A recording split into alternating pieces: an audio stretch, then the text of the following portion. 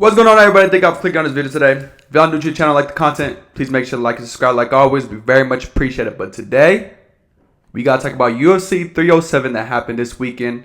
Main event, Alex Pereira versus Khalil Rountree. Now, we got to talk about it because there's been some things going on, some talks, some interesting things about it. So, let's just go ahead and dive right into it. Straight off the bat, I'm going to say, I didn't watch the prelims. I was busy doing something, but I got there to watch all the main event cards. And honestly, bro, just me speaking, you know what I mean? The card itself, the main card itself, it wasn't a good card. It really wasn't a good card. Honestly, there was only really one fight that was entertaining to me, which was the main event card. But yeah, the main card, there was a lot of things going on. Whenever I actually started tuning in, I heard the judging and the prelims were pretty bad, and I was like, okay, hopefully it doesn't happen in the main event or the main card, you know what I mean?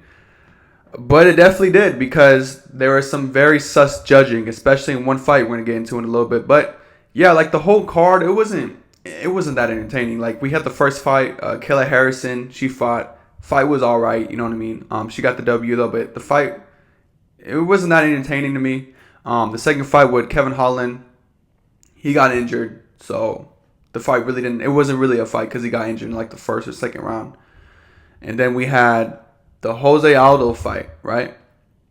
And I watched the fight. It still wasn't that entertaining because, the other guy he was fighting and trying to do all these takedowns, and he just looked like he just had him on the cage and just stalled a lot, right? But after watching that fight, I was like, okay, well, this is Jose Aldo's W, right? But the other guy won. And that right there sent off a lot of people on social media. And even Dana White said that was bad judging. You know what I mean? So there goes that bad judging again. You know what I mean? I don't know how they judge an MMA fight, because I know there's some specific things that go into, judging an MMA fight is a lot different than, a boxing fight and stuff like that. But I don't know. Just watching the fight and seeing Jose Aldo more active, hurting him sometimes, and for the other guy to win, it didn't look good at all. And then the Pena versus Pennington fight, that one was all right too. They gave it to Julian and Pena actually, and I know a lot of people were really, iffy about it. I think the fight was pretty close, and honestly, I gotta watch the fight again. But first watch, I honestly thought Pena did win the fight, but it was very close. So I'm always thinking if you want to win the belt, because Pennington was the one with the belt, you got to make it for sure. You got to make sure that, it's a for sure win. You got to take it from the champion. And obviously, I don't think she did enough to take it from the champion, but I did think she won by a little bit. But yeah, I don't know. It's still a very close fight. But yeah, all those four fights, they were pretty all right. Nothing too crazy. No big knockouts. No big moments either, kind of, So I was like, man, this card is kind of, I don't like the card. But then we had the main event card. Alex Pereira coming out was a good moment. His walkout, let me tell you, is very iconic, and it's super cool, bro. His whole thing coming out with the arrow and everything like that. It's super cool to watch. So before we talk about the actual main event, let's talk about the backstory and stuff before the fight happened. Alex Pereira obviously is going crazy right now. This dude is the most active champion in the UFC right now, and a main reason is because the fights he's been having been only going on for 1 or 2 rounds, because he usually just stops the person he's fighting, and he comes out of it with no scratches, no cuts, nothing like that. Maybe a little bruised up, but other than that, nothing too crazy, right? This dude has just been killing it, bro. Every single fight, he's gonna stop the guy. But honestly, coming into this fight, I knew it was gonna be a difficult one, because Khalil Rountree, well, the things I've seen from him, he is a monster. That dude is a dog, bro. He's got that warrior spirit in him, and he's not afraid to fight anybody.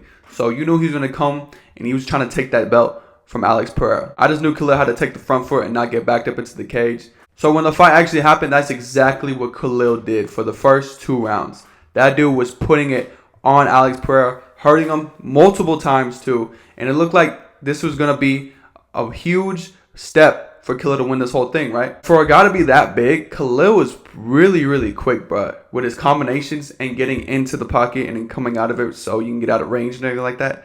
He's really quick at doing stuff like that. So it was definitely making it difficult for Alex Pereira to catch him.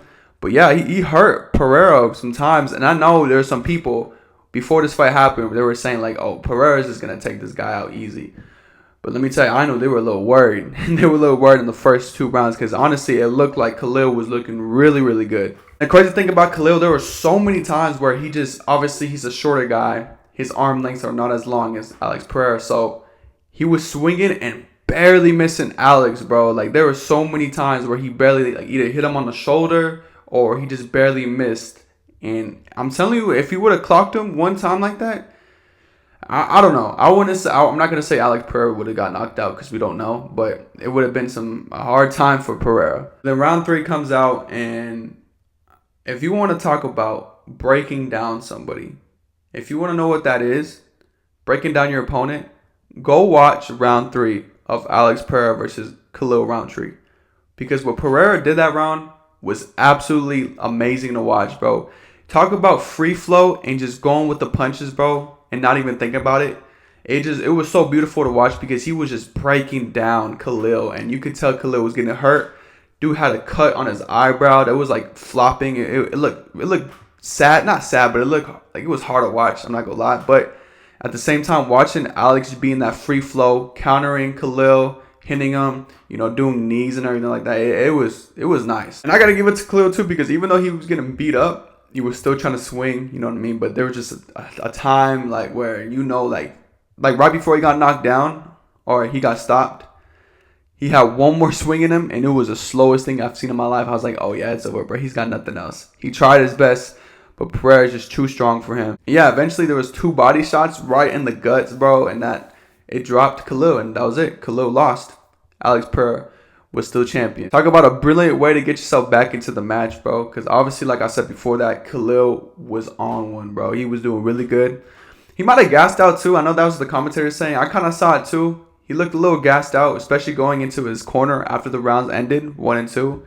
He was taking some deep breaths, So he might have been a little gassed out too, but I mean, he was trying his best, bro. And I know he was ready to fight all 5 rounds, but Pereira just, man, that breaking him down was crazy, bro. Yeah, the fight was over. Alex Pereira remained champion. Another great performance.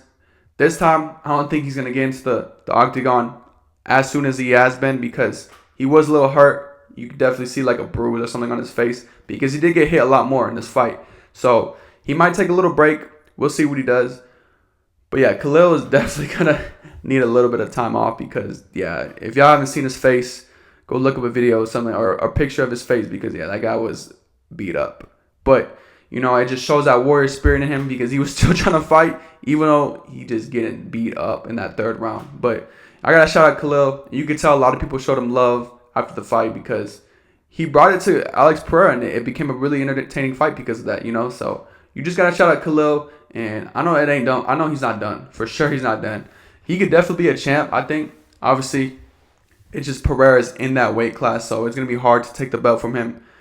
But if Pereira thinks about moving up to heavyweight, then I could see Khalil being in that conversation of being a champ, But in terms of Alex Pereira, what can he do now, Well, I think he might take a little break, but if he comes back, who can he fight? Well, I mean, he has some options. I don't think he should stay at light heavyweight no more. He basically cleared him out and everything like that. But maybe go up to heavyweight. I mean, I know he's talked about doing that. He's also talked about going back down to 185, which I don't think should be the case because, dude, you're going to kill yourself trying to make that weight. And there's really no fights for you to fight at 185, I don't think, other than Drakus, So maybe heavyweight, go fight the winner of John Jones and Miocic, So, I mean, he could do that too. I think it would be better for him to go to heavyweight because he can win another championship. And that would be 3 weight classes that he wins championships in. So it could be very iconic and legendary if he does that. But, at the end of the day, it's all up to him, So no matter what he does, regardless, I'm going to be there because he's probably the biggest superstar in UFC right now. And there's a reason for it because he is very entertaining when he fights, He really brings in that killer energy and he really wants to hurt the guy in there and stuff like that. And obviously his brand, the whole Chama thing is so cool too. So he's gonna, whatever he does, bro, there's gonna be eyes on him no matter what. But yeah, I just wanted to talk about UFC 307 just for a quick second. Talk about what I thought about it. Like I said, the card as a whole, it wasn't that good. Honestly, it wasn't that good. And I know a lot of people were saying that the past cards haven't been that good either, you know. But we getting a good one. 308, y'all just wait, bro. I'm gonna make a video on 308. Make sure y'all stay tuned, because 308, UFC 308 is gonna be a good one, bro. I can guarantee it. So go ahead and stay tuned for that. Like always, thank y'all so much for the support and always showing love to me. I really appreciate it. But other than that, thank y'all for watching this video, and I'll see y'all in the next one.